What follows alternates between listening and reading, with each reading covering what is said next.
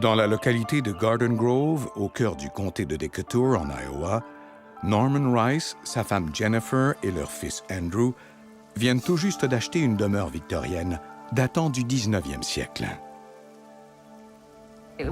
Il était impossible de ne pas tomber amoureux de cette maison. Elle était incroyable. Je disais toujours qu'elle serait à moi un jour, que je l'achèterais. Je rêvais de l'habiter. Elle représentait tout ce que je désirais.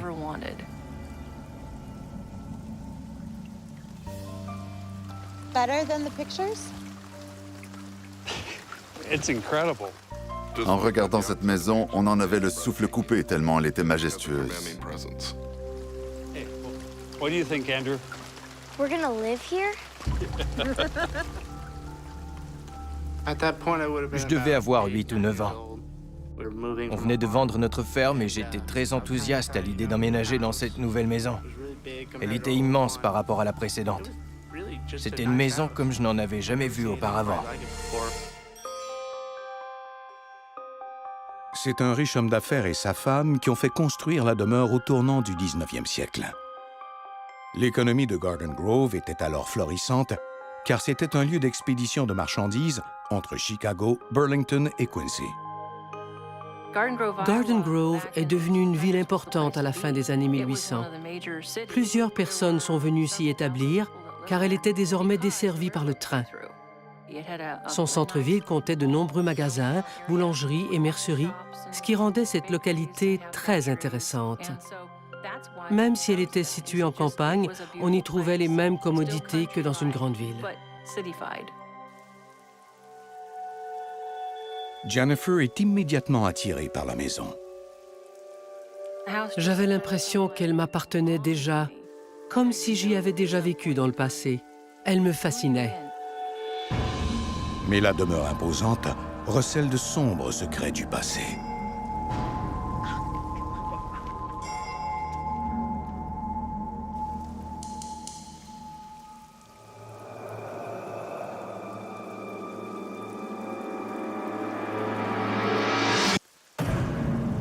Come on!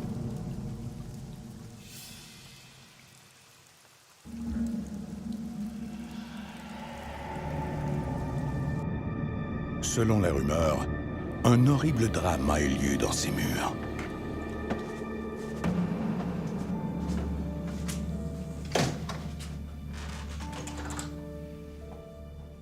Isn't it grand? I mean, look at all the details. Look at this staircase. Avant même d'emménager dans cette maison, je savais qu'elle nous coûterait cher. It's incredible, but don't get too crazy. Norm, it's gotta be done right. J'avais prévu de vendre des actions de ma compagnie pour financer la rénovation de la maison. On s'attendait à consacrer une grosse somme là-dessus. I feel like I'm the one who was meant to restore it to its former glory.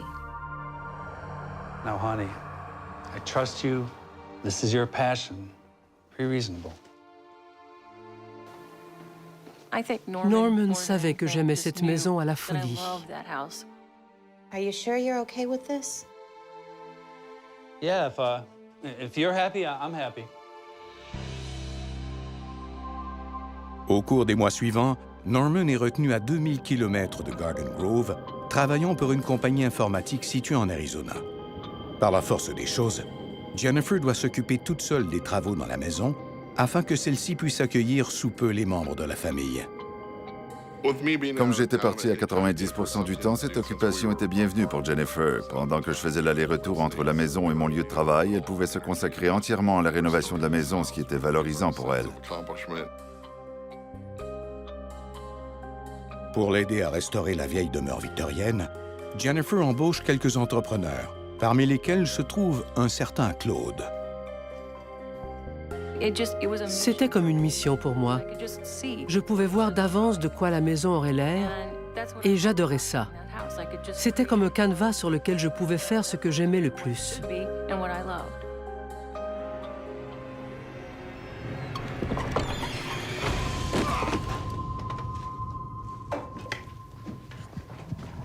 Claude était en train d'accrocher un lustre quand son escabeau s'est mis à trembler très fort et il était persuadé que c'était dû à une force invisible. Il était visiblement terrifié. Wait, what happened? I don't know. I was pushed. What do you mean? Who pushed you? Il n'a pas voulu me dire ce qui s'était passé, mais il était si bouleversé qu'il peinait à parler et semblait très nerveux. What are you talking about? I don't understand. I have to go. Il m'a alors dit qu'il ne voulait plus venir chez moi. Jennifer est troublée. C'est comme si Claude avait vu un fantôme.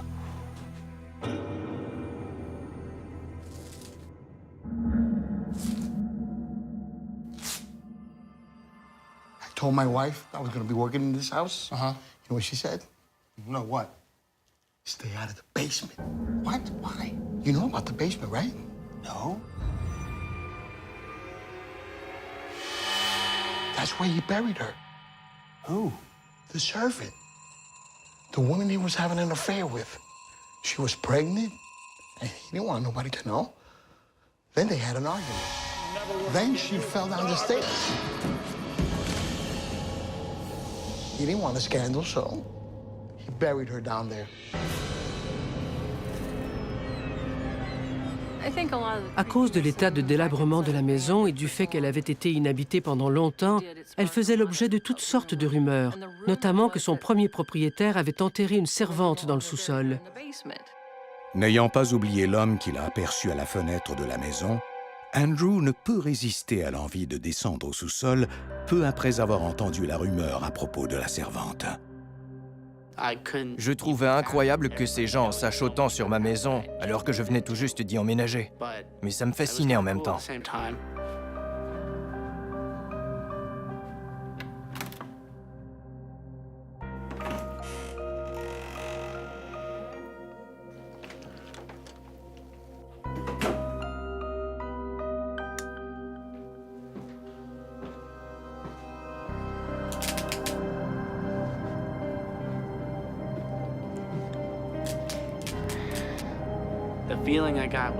J'ai tout de suite eu l'impression de me trouver sous un tas de briques, tellement l'air était chargé. J'avais du mal à respirer. C'était humide dans ce sous-sol, et il y régnait une odeur de terre mouillée.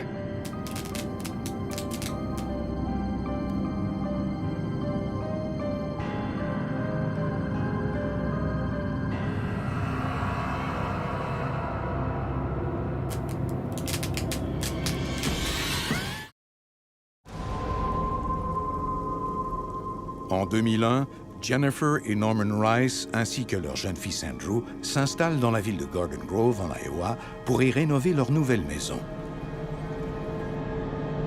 Des rumeurs courent sur la demeure historique, selon lesquelles le sous-sol aurait été le théâtre d'une mort suspecte au 19e siècle et qu'un corps y serait enterré. Les rumeurs se sont propagées à la vitesse de l'éclair. On disait qu'une servante s'était cassé le cou après avoir eu une liaison avec le propriétaire de la maison. Comme il était connu et craignait les représailles, il aurait enterré le corps de la jeune femme dans le sous-sol.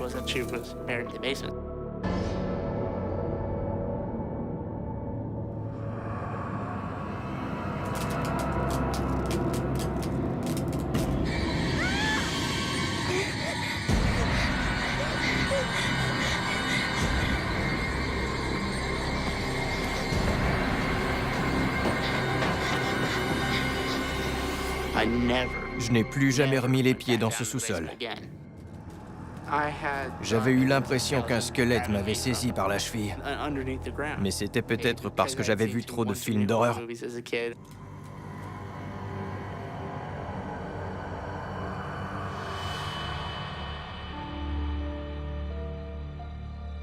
En juillet 2001, la majeure partie des travaux de rénovation ont été faits dans la maison, malgré le fait que les entrepreneurs ont quitté le navire les uns après les autres. Comme Norman est rarement là, Jennifer est forcée de terminer les travaux par elle-même. Elle était très stressée, car les entrepreneurs qui acceptaient de venir travailler chez nous finissaient tous par partir. Jennifer est persuadée que ces départs sont reliés aux rumeurs circulant sur la maison. De son côté, elle ne leur accorde aucune importance. Ces histoires m'agaçaient. J'avais entre les mains une maison au potentiel incroyable et elle occupait toutes mes pensées. Je me fichais de ce que les gens disaient, car j'étais consciente qu'il y a toujours des rumeurs dans les petites villes. Mais plus le temps passait, plus les phénomènes se multipliaient et plus j'étais intriguée. J'entendais des bruits inexplicables. Andrew?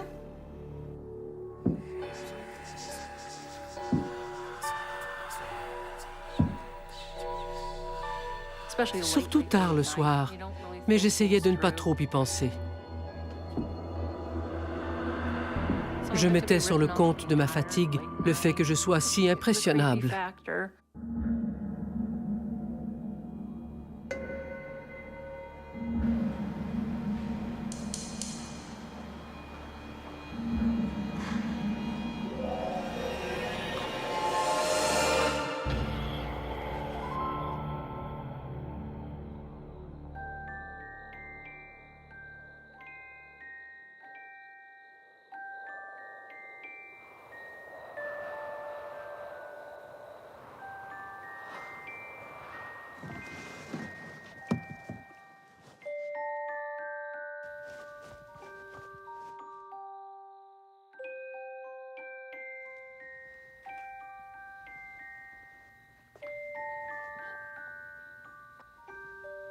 Sleep tight.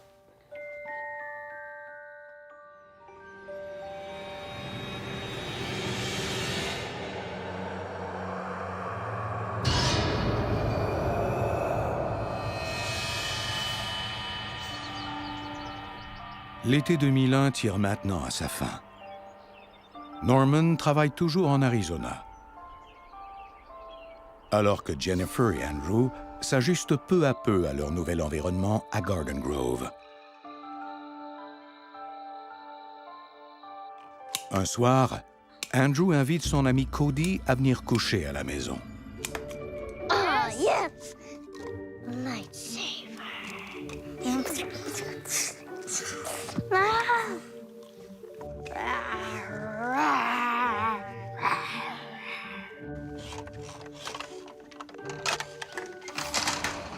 Seriously, Andrew? Why'd you push my truck out? Sorry.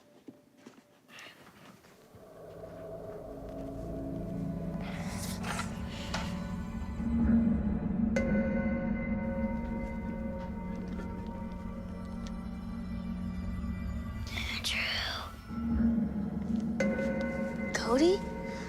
En regardant Cody, j'ai vu qu'il pointait le haut de l'escalier du doigt.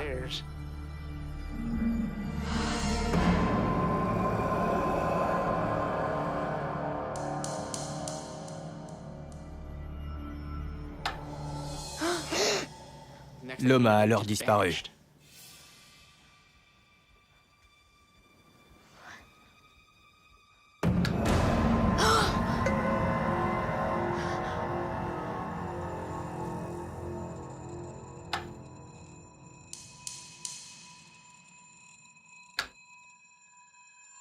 Where is he?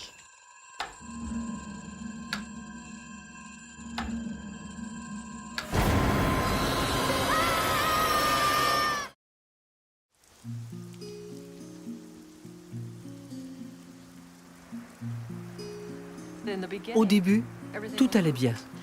Home sweet home. On passait le plus clair de notre temps à rénover la maison. Rapidement, je me suis rendu compte que quelque chose clochait, mais je balayais tout ça du revers de la main, trop heureuse de posséder cette maison dont j'avais tant rêvé. À la fin de l'été 2001, Jennifer Rice a enfin terminé la rénovation de sa demeure victorienne. Même si elle a appris que des rumeurs couraient selon lesquelles la maison aurait été le théâtre d'une mort tragique, elle n'y prête guère d'attention. Or, de son côté, son fils se retrouve face à face avec un esprit malfaisant.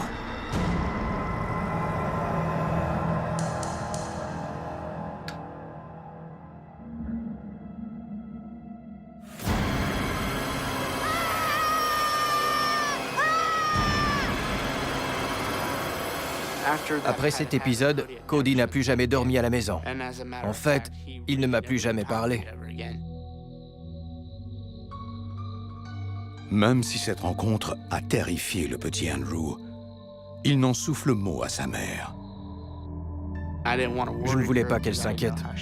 J'ai décidé de ne pas en parler car j'avais peur de sa réaction.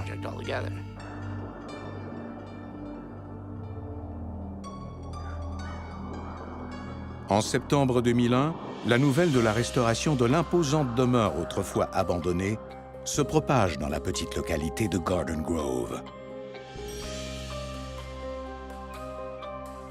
Les gens venaient frapper à notre porte pour nous dire qu'ils adoraient la maison ou qu'ils avaient connu telle ou telle personne qui y avait vécu et qu'ils rêvaient de visiter les lieux. J'ai alors décidé d'organiser une journée porte ouverte afin que les gens puissent venir voir la maison.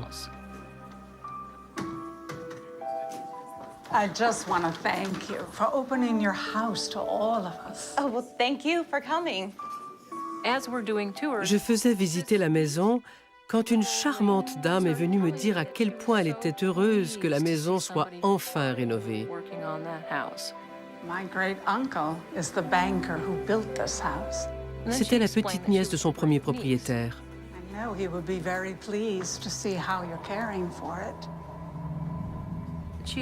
Elle avait vu bien des gens emménager dans la maison et la quitter en la laissant se détériorer, et ça lui brisait le cœur. And he and his wife would have been very happy to see a child growing up here. Oh, that's my son, Andrew. Please, come in. I have something for you.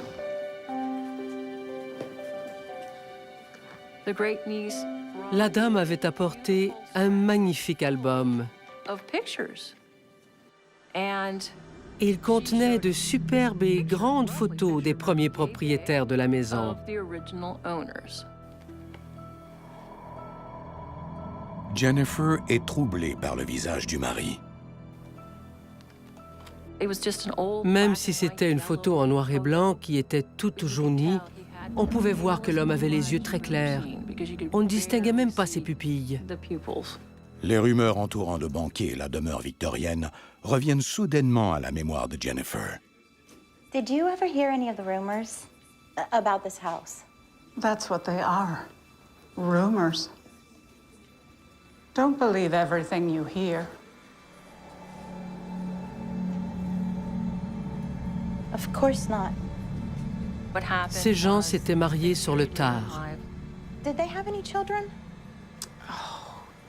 They wanted children so badly. Ils n'avaient pas pu concevoir un enfant, mais on pouvait voir qu'ils espéraient en avoir un, car ils avaient aménagé une chambre d'enfant juste à côté de la chambre principale. That's my son Andrew's room. Andrew, come here, sweetie. This nice lady was just telling me that her great uncle is the one who built our house. Very pleased to meet you, Andrew.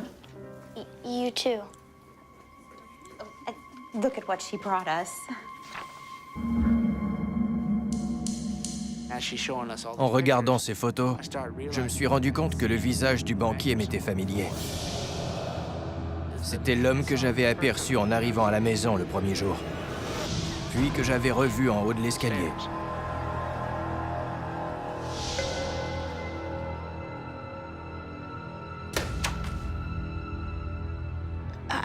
I need to go help Dad.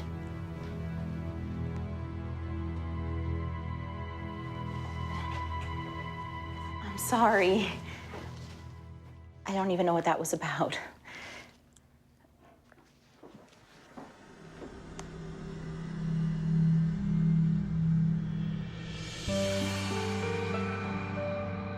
Même si Andrew est apeuré et confus, il refuse de parler de ses expériences. J'étais ni plus ni moins dans le déni. Je me disais que tout ça, ce n'était que mon imagination. Je tentais de chasser ces phénomènes de mon esprit et de plus y penser. Et puis, en parler n'aurait rien donné, car ce n'était pas quelque chose que l'on pouvait régler. Je croyais que je ferais mieux de garder tout ça pour moi.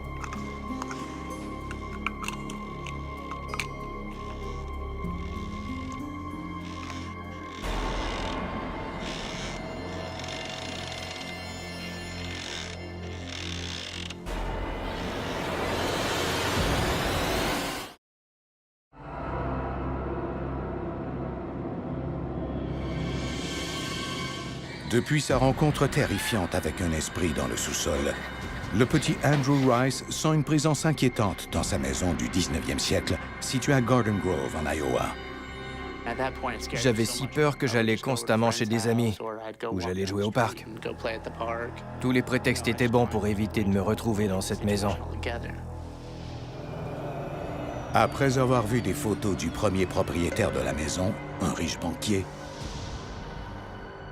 Andrew est convaincu que c'est son fantôme qui hante la maison.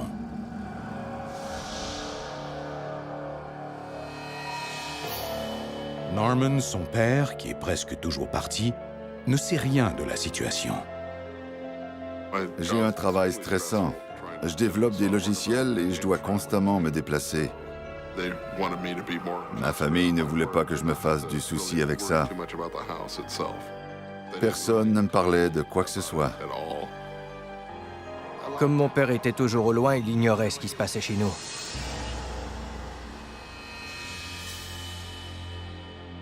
Une nuit, Andrew aperçoit une autre visiteuse.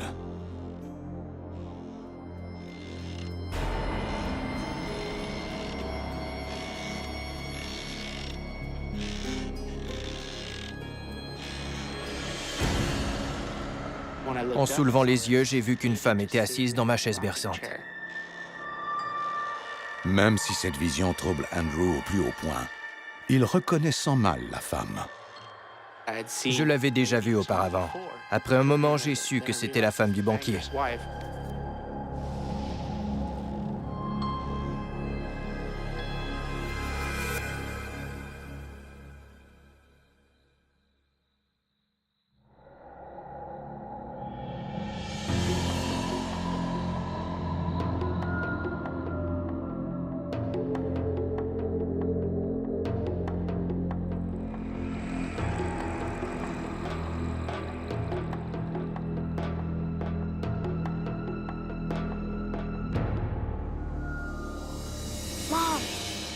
Mom, I saw her.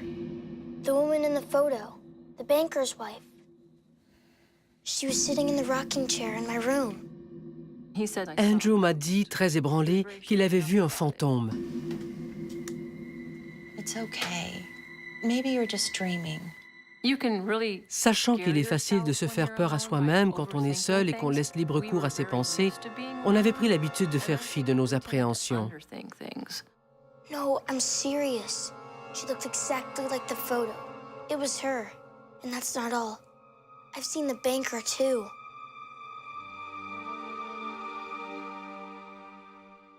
Maybe they're friendly ghosts. They always wanted to have children. And your bedroom was supposed to be the nursery. Maybe that's why they're drawn to you. Or that's why they come to you.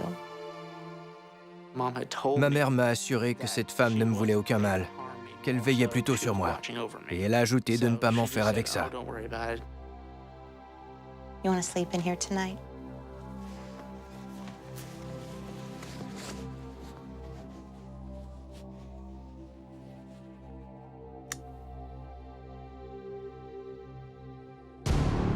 Même si les révélations d'Andrew sont troublantes, Jennifer n'est pas encore convaincue que la maison est hantée. Je refusais de croire en ces phénomènes. Je suis une personne rationnelle. Et si je n'ai pas moi-même été témoin d'un phénomène anormal, je n'y crois pas.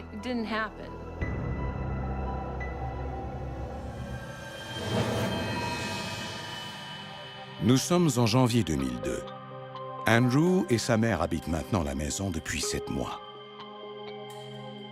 Cet hiver-là, Norman rentre pour un certain temps. Mais personne ne lui parle des fantômes qu'Andrew a vus. I'm so glad you're home. Ce sujet ne venait jamais sur le tapis. Je n'avais pas envie de dire tout bonnement à Norman que notre maison était hantée. Mais un soir, une entité maléfique se manifeste brutalement.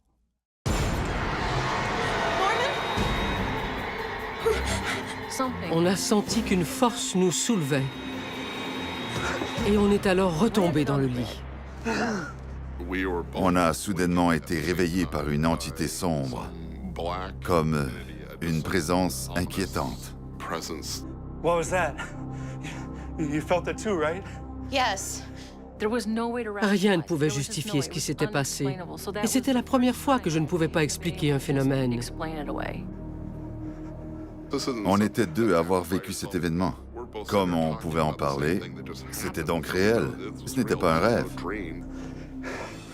Jennifer ne peut plus nier la vérité. Norman, I have something to tell you. I think the house is haunted. By what? Ghosts? Yes.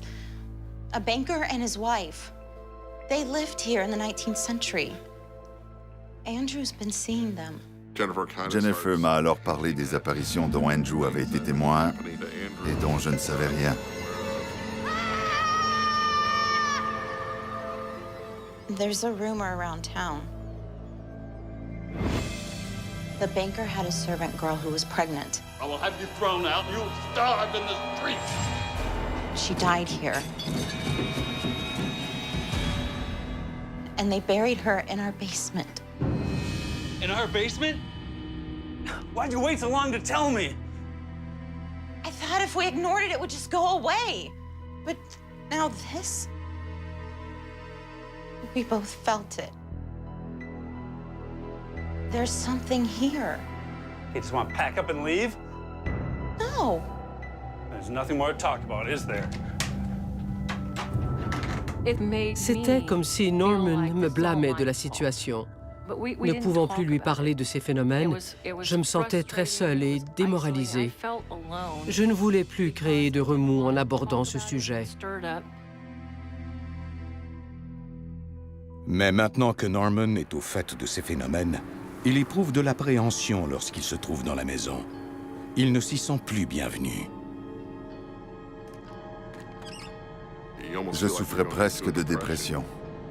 J'avais consacré une grosse somme d'argent à la rénovation de cette maison et je ne pouvais pas me résoudre à penser que des esprits voulaient m'en chasser.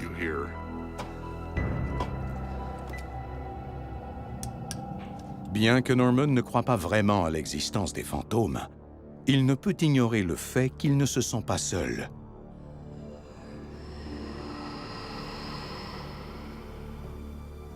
Et qu'une présence se tapit toujours dans le sous-sol.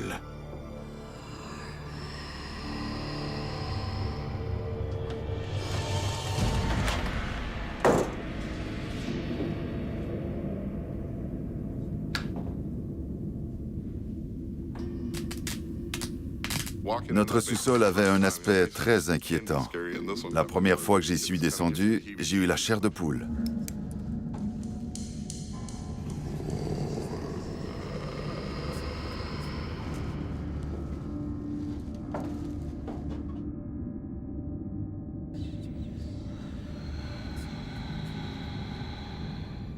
Une masse énorme bloquait la lumière provenant de la fenêtre. C'était comme si elle l'aspirait. Il faisait complètement noir. C'est ce jour-là que j'ai eu le plus peur dans cette maison.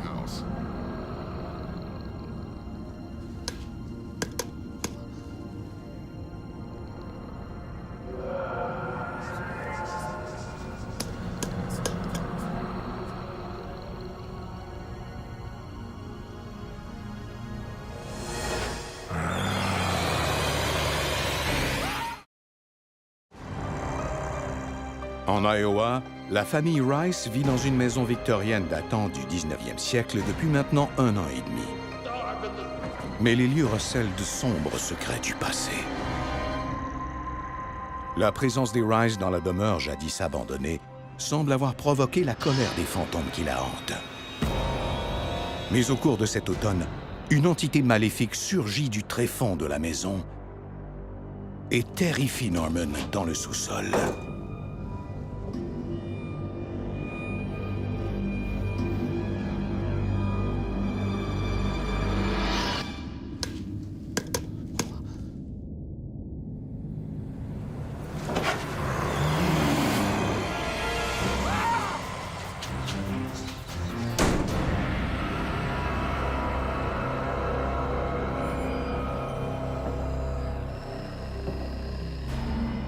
Le comportement de ce dernier change alors du tout au tout. C'est comme si l'esprit malfaisant avait pris possession de son corps et de son âme. Quand je restais longtemps dans cette maison, je devenais très agressif. Je m'emportais à la moindre raison. J'ignore si c'était l'entité maléfique qui me rendait ainsi ou si c'était seulement moi. Plus Norman devenait agressif, renfrogné et solitaire, et plus les phénomènes inexpliqués étaient nombreux et intenses.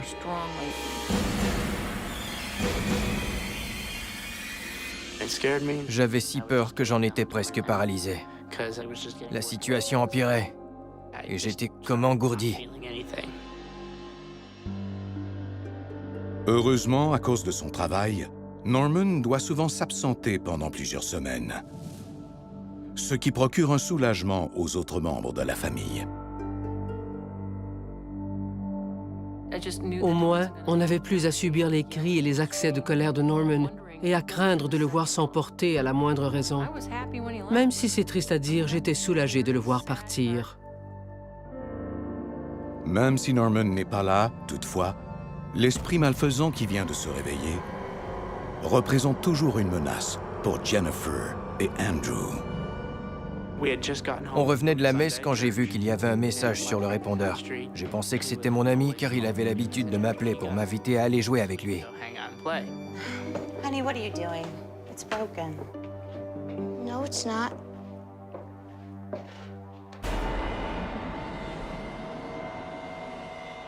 It's not even plugged in. La lumière clignotait comme si quelqu'un avait laissé un message.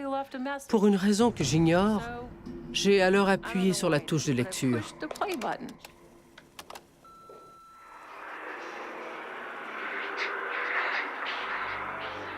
On a entendu une voix qui n'avait rien d'humain. En montant le volume, toutefois, on a parfaitement pu comprendre ce qu'elle disait.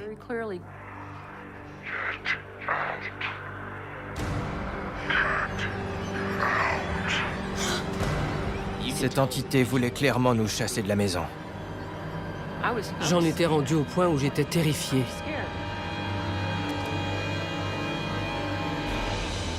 Désespérée, Jennifer en vient alors à son dernier recours, l'Église. Quelques semaines plus tard, des paroissiens viennent bénir la maison. L'entité maléfique les attire aussitôt dans le sous-sol. In the name of Jesus Christ, we dedicate this home as a sacred edifice. Les gens s'étaient postés un peu partout dans le sous-sol et priaient tous une Bible dans les mains. Lord, we ask that you protect this home so that Norman, Jennifer, and Andrew Rice can worship and grow spiritually in peace. Amen. Amen.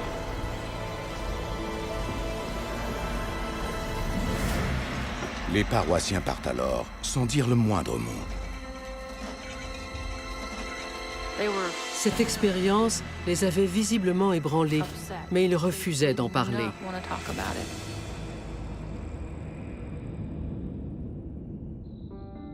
Maintenant que la maison a été bénie, Jennifer est remplie d'espoir. J'étais persuadée que tout irait pour le mieux, car j'avais choisi des personnes fortes et résolues pour bénir ma maison. J'étais donc remplie d'espoir.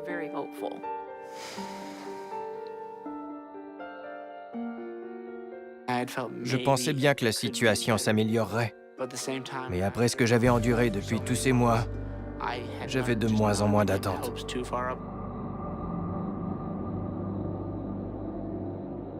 Son mari étant à l'extérieur de la ville, Jennifer essaie de rester forte pour Andrew.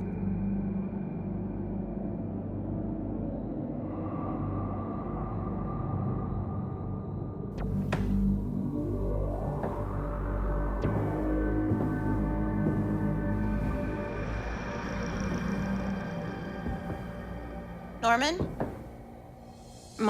J'étais confuse, car je savais que Norman ne pouvait pas être là. Norman, is that you?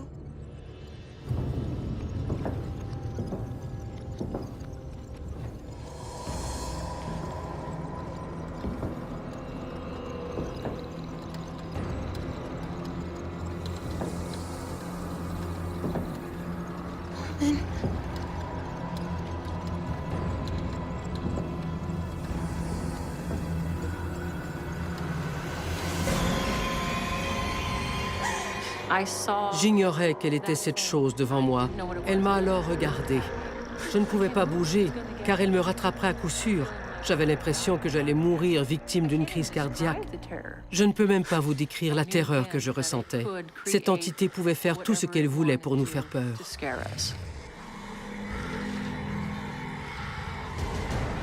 Malheureusement, ce règne de terreur ne fait que commencer.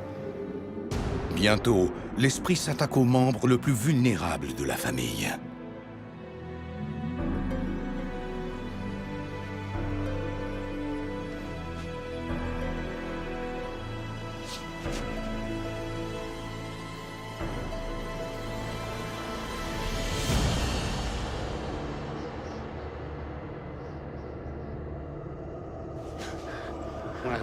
J'ai levé les yeux et j'ai vu quelque chose qui ressemblait à Batman. C'était une énorme masse sombre.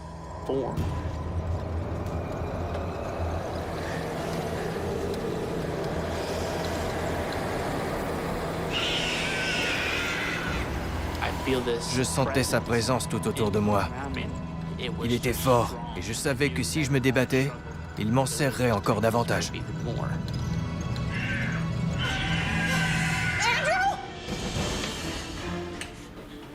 Je ne voulais qu'une chose, aller chercher Andrew pour qu'on puisse s'enfuir ensemble. Je voulais quitter cette maison au plus vite.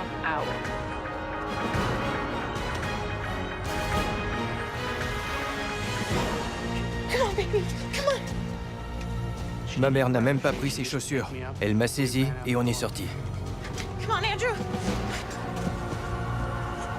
Come on, sweetie.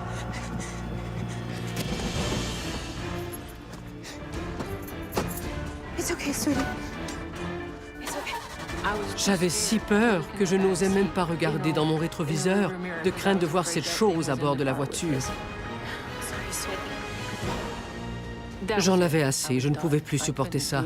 J'étais prête à vendre la maison et à aller vivre ailleurs. En novembre 2004, après 3 années de terreur, les Rice vendent finalement leur imposante demeure. Bien entendu, j'avais le cœur brisé de quitter la maison de mes rêves, mais on avait assez souffert comme ça. On devait partir. Et tout recommencer à neuf. On a capitulé. On ne voulait plus se battre.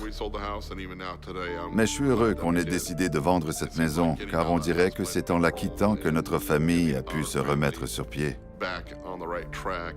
Et la famille, c'est bien plus important qu'une maison. Après la vente de cette maison, tout est revenu à la normale. L'endroit où l'on s'était installé était charmant et paisible. On ne se sentait plus aussi inquiet, et mon père est redevenu le père qu'il était auparavant. Malgré tout, quelques années plus tard, Jennifer est incapable de mettre cette histoire de côté. Elle voudrait obtenir des réponses à propos de la terrible épreuve vécue par les siens. 5 années s'étaient écoulées et je ressentais le besoin de savoir si ces événements étaient dus à des fantômes ou s'ils n'étaient que le fruit de notre imagination. Je suis alors allé frapper à la porte de la maison, mais personne n'est venu me répondre. Aujourd'hui encore, Jennifer ignore si les nouveaux occupants de la maison ont aussi été témoins de phénomènes paranormaux.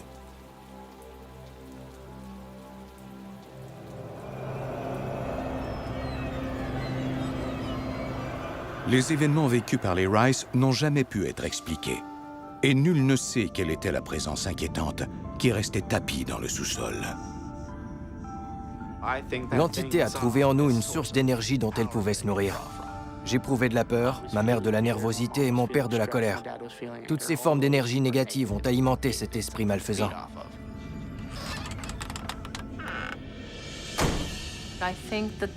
Plus on était troublé, plus cette entité était puissante.